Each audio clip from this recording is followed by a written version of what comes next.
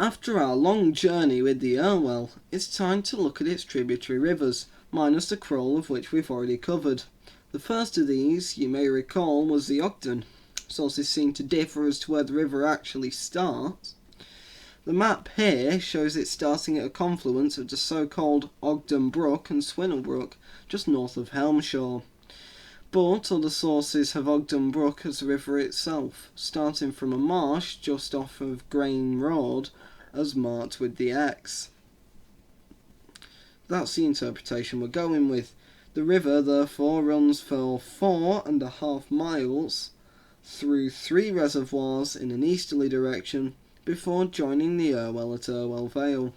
There are good paths pretty much all the way, and a very pleasant walk it is too. Hello and welcome to the start of our exploration of the River Ogden.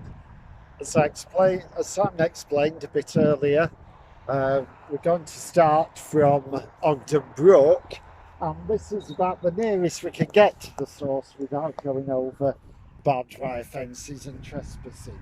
And it looks pretty uninviting and boggy, but basically Ogden Brook oozes out of the moss on Guide Moor over there.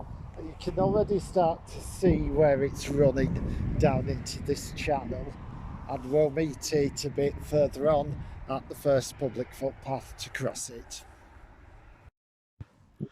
That's got traces of meat. Hello. Well, here you can actually hear Ogden Brook more than you can see it, because it sort of seeps underground for a short while, but you can see its course coming down, and you can see that there used to be an old farm right at the top of the valley. Like all the farms in this area, it's now derelict since the construction of the reservoirs, but we'll get onto that story in a short while.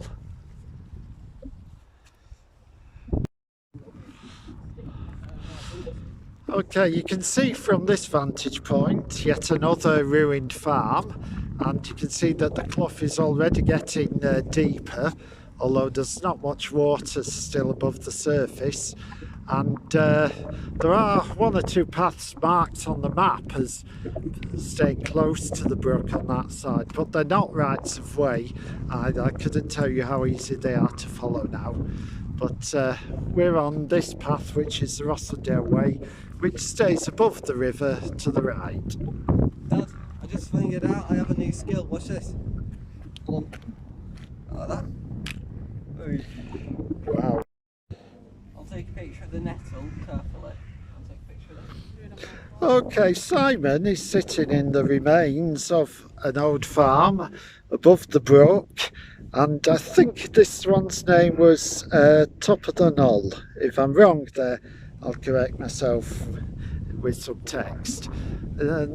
Ogden Brook runs through this deep clough below us, and it's heading for this chain of reservoirs. And I'll tell you the story here. This area around Ogden Brook was once a busy village community called Haslington Grain, but it started to be depopulated in 1912 when they built the first of these reservoirs, which we'll come to shortly, called Calf Hay. And the church was eventually dismantled and moved further away towards Helmshire, and all the dwellings that you pass now are ruins, some more complete than others. And it's a lovely walk, but of course a melancholy walk, because this was people's lives and there's nobody still alive who lived here, so it's bygone days. Hello, and this is where Ogden Brook gets channeled and fed into the first of the reservoirs here. This is Calf Hay Reservoir, and there are footpaths on both sides, but the easier one is on the right hand side, so that's the one we'll take, I think.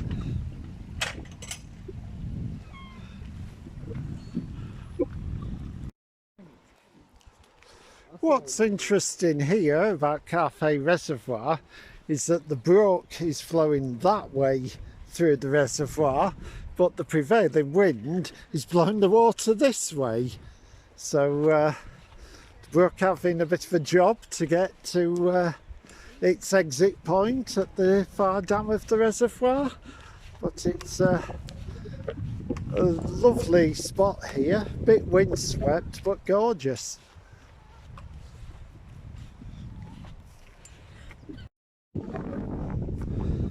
Now this is looking back from the dam over the length of Carfay Reservoir, back in the direction we've just come. Ogden Brook makes its escape at the end here, down this overflow.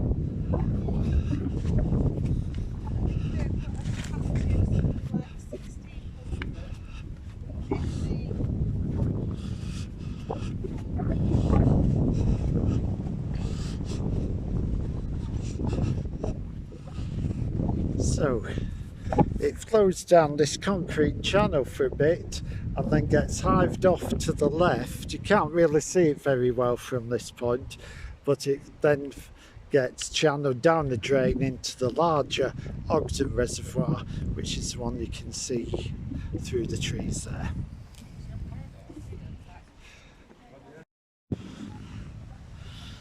Now, unfortunately, there isn't a footpath on either side of the reservoir, at least not at valley level, so you've got to climb up a bit and get onto the Rossendale Way to continue walking down the valley.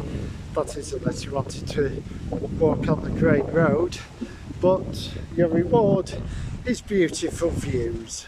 Very nice. Don't you agree, Simon? Yeah, good view of the reservoir actually. Excellent. Hello, you're now seeing the end of Ogden Reservoir, and you can see the drain taking Ogden Brook down from it to the third reservoir at Holden Wood, which unfortunately is partly drained at the moment, so it's not looking at its best. The good thing is that there is a permissive footpath that you can follow quite close to the water's edge, so at least that's taken us a bit nearer to the river, so to speak. And here's the view just below the dam of Ogden Reservoir. You can see the brook here, enjoying a brief moment of freedom onto this footbridge, and then on into Holden Wood Reservoir, at least what there is of it at the moment. Right. The reservoir has filled up as we've got further along, so the plus side of this walk is that it's getting nicer the further you get. And there's some Canada geese taking advantage of the water.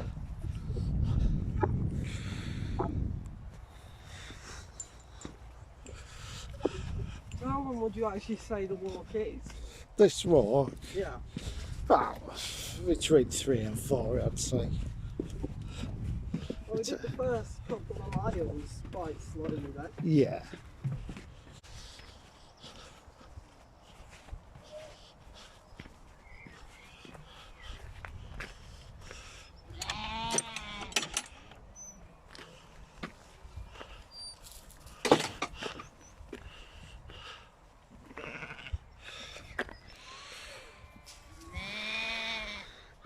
Well, here's the end of Holden Wood Reservoir.